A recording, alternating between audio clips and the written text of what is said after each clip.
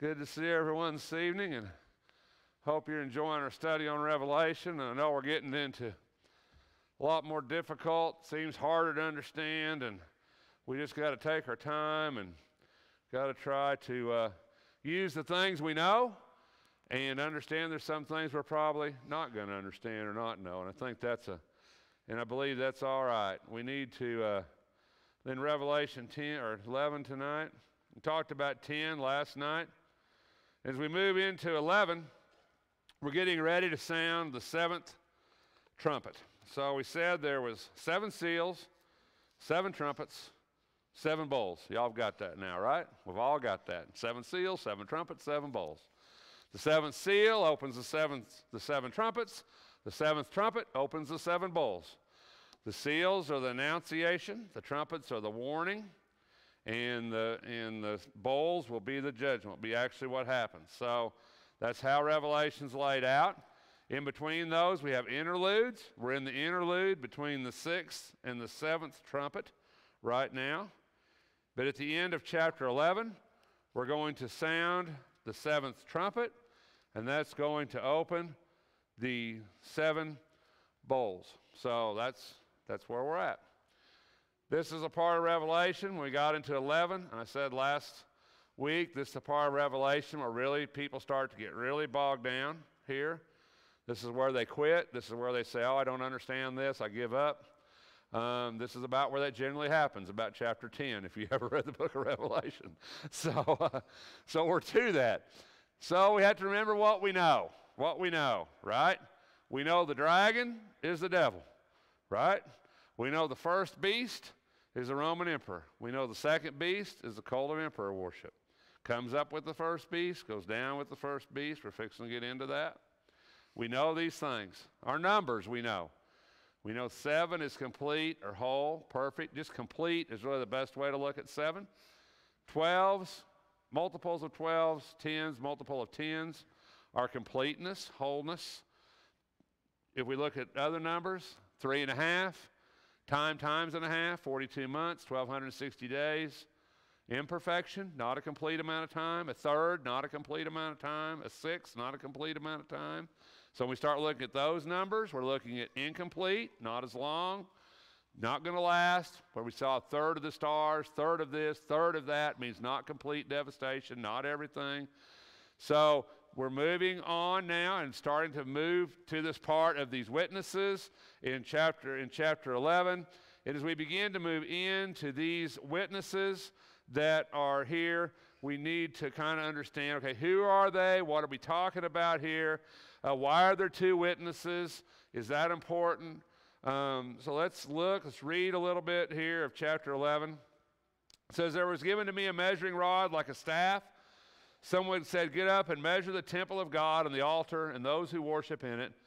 Leave out the court which is outside the temple, and do not measure it, for it has been given to the nations, and they will tread underfoot the holy city for 42 months. And I will grant authority to my 2 witnesses, and they will prophesy for 1,260 days, clothed in sackcloth. These are the 2 olive trees and the 2 lampstands that stand before the Lord of the earth. And if anyone wants to harm them, fire flows out of their mouth and devours their enemies. So if anyone wants to harm them, he must be killed in this way. Thus, these have the power to shut up the sky so that rain will not fall during the days they're prophesying, and they have power over the waters to turn them into blood and to strike the earth with every plague as often as they desire. When they have finished their testimony, the beast that comes up out of the abyss will make war with them and overcome them and kill them. And their dead bodies will lie in the street of the great city, which mystically is called Sodom and Egypt, where also the Lord was crucified.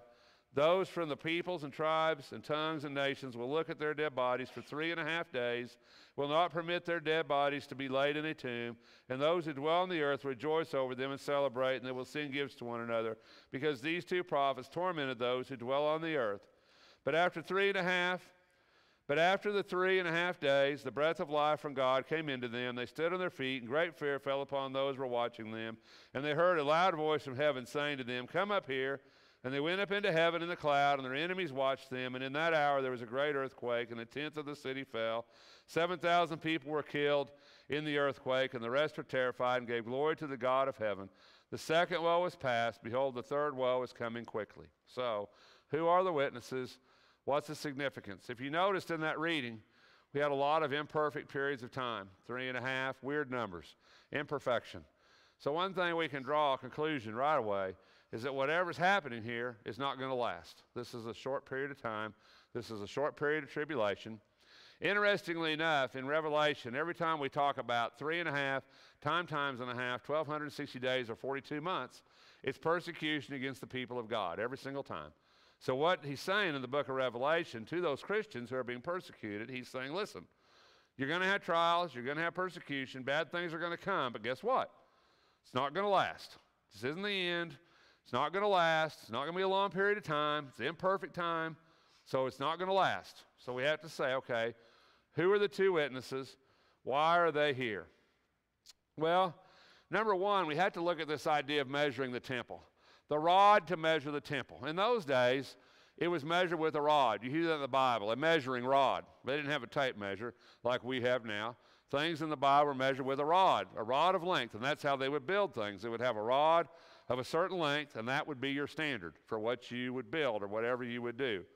So in the days of the Bible, measurements were generally in cubits. A cubit was the measurement from the tip of your elbow to the end of your finger. That was a cubit. So cubits weren't standard because all of us have different arms. So that could be a little bit of a problem, right? When you went to build something, because Brent's building would be a different size than my building because cubits weren't standard, right? So they had rods that were standard. And so that's how they would do that. But when in the Bible, when you measure something, there's a reason. It's not to know how big it is, okay? That's not the reason. That's not why you measure something in the Bible. When things are measured in the Old Testament and the New Testament, it's measured because God's going to protect that, okay? He's staking his territory. If you've ever had a piece of ground surveyed, why do you do that? Because you're going to stake your territory, right? You're going to build your fences where your survey lines are, and you're going to say, this is my land, right? You can't trespass on my land. You can't build things on my land. We survey it and we fence it to protect it, right? Isn't that what we do? And that's exactly what we do in the Bible. When God measures something in the Bible, measures out and puts it, he's doing that for one reason, to say, this is mine, okay? This is my area. And you can't do anything in this area because it's mine, it's holy, and I'm not going to allow it, okay? So he says there's two areas in Revelation 11. There's one area that he says, I've measured it, and you can't harm that. But if you also listen to what I said, he said, but don't measure the outer court because it's been given to the Gentiles to tread under for 42 months, okay? Time and a half, imperfected, okay? Now in the temple, which is the illustration of this, you had the holy place, you had the Holy of Holies, you had the holy place that was the inner court of the temple, and then you had the outer court of the temple, which in Judaism or in Jesus' time, that was often called the court of Gentiles or the court of women. That part people could come into that weren't necessarily a male Jew who could enter the holy place.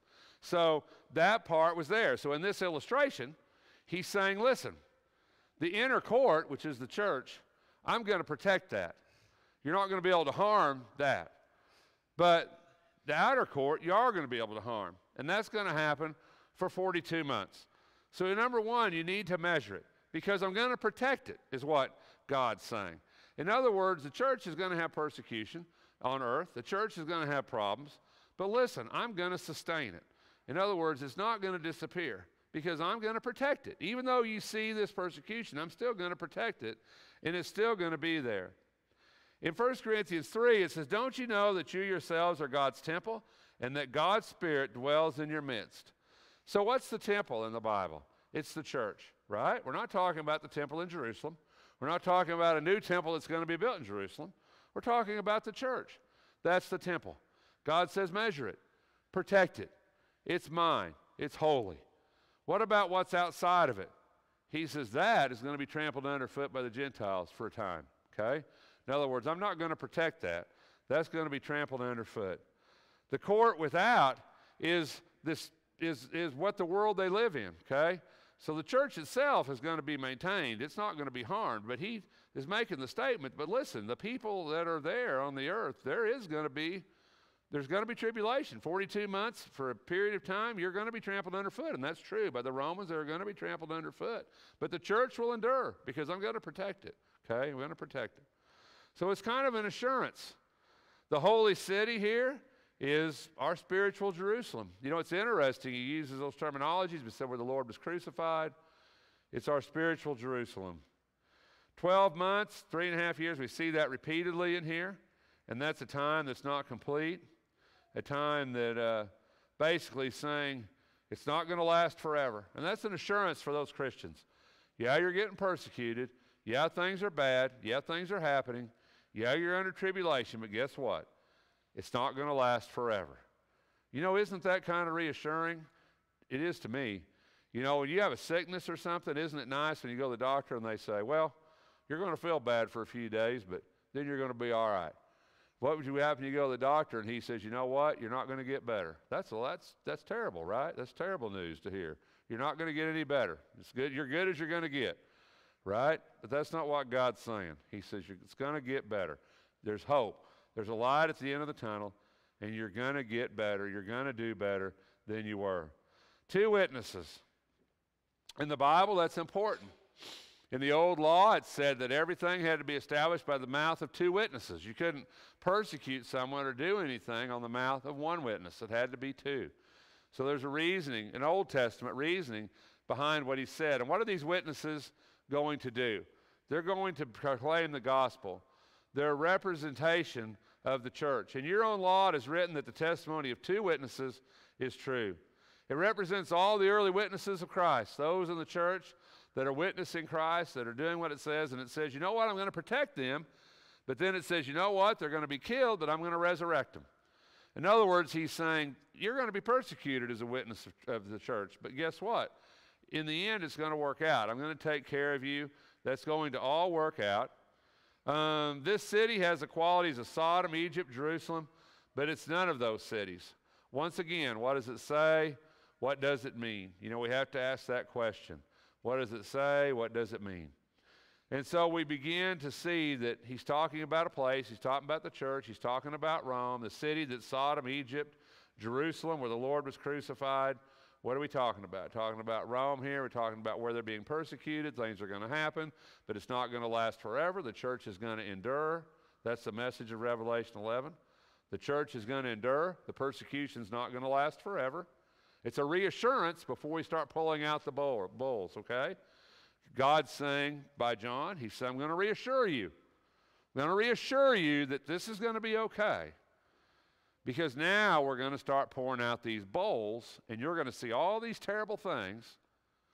And we want to reassure you here that the church is going to survive intact. It's going to be okay.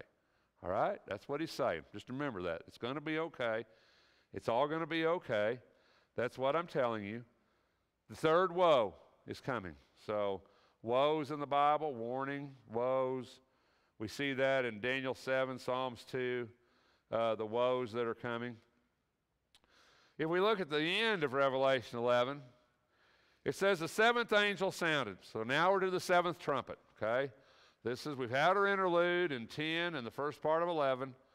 Now the 7th angel, the 7th trumpet is going to sound.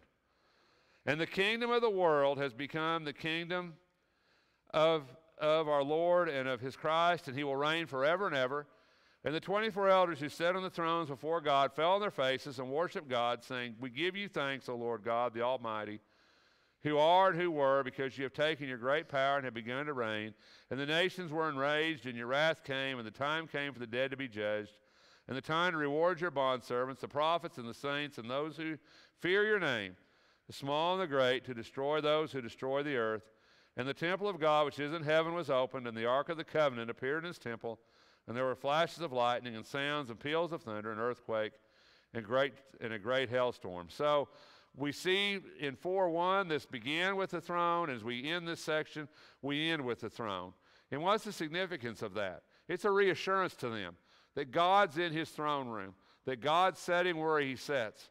and that the Holy of Holies has been revealed to man. The Ark of the Covenant has been placed there, and the Ark is where the Holy of Holies was. It's where God himself, in Jewish thought, it's where God himself dwelt. And as we get into these bowls, we get into these woes, he's saying, listen, God's in control. God's on his throne. 11 is a chapter of hope. It's a chapter of hope to those Christians who are going to endure all these things that were going to go on.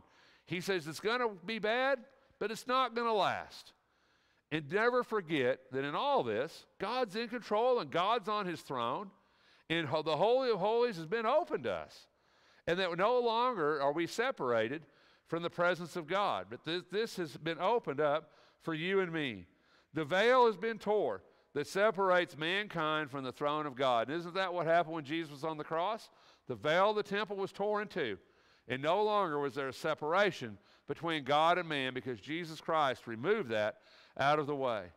So when you get to Revelation 11, what I would say, it's hope. You know, people never look at Revelation that way, do they?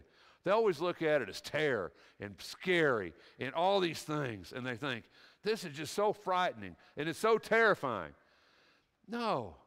Why would God write to Christians who are being killed and murdered and martyred and thrown into arenas with wild animals and burned on crosses and burned at the stake, and they're being boiled in oil and they're being skinned alive and they're being beheaded? Why would God write to those Christians something that would scare them? They're scared right now. They don't need anything else to scare them. They're scared to death. Am I right? He's not scaring them. He's saying, listen, I've got it. I'm on my throne in heaven, and it's going to be okay, and this isn't going to last. That's what Revelation chapter 11 is about. You might not understand every word, every symbolism, every idea in Revelation chapter. That's okay. You don't have to understand it all. What you have to understand is the summary, the idea of what God's saying here. It's going to be okay, right? It's going to be okay. Because right now, in the start of 12, we're going to start pouring out these bowls. Okay? And when we start doing that, you're going to start seeing God's judgment. And what he's telling us right now is it's all right. It's all right. God's got it. So now we can start pouring out the bowls, okay? And that's what you got to see when you get to Revelation 11. So 10 and 11 is our interlude. Reassurance, God's in control. God's going to protect his people. The church is going to survive. There's going to be tribulation, but it's not going to last, and God's on his throne. That's the best summary of Revelation 10 and 11. And now that we know that, I won't be here next Sunday night, but now that we know that, we'll start to pour out the bowls in Revelation chapter 12. Thanks for your time tonight. If we can assist you in any way, won't you let it be known?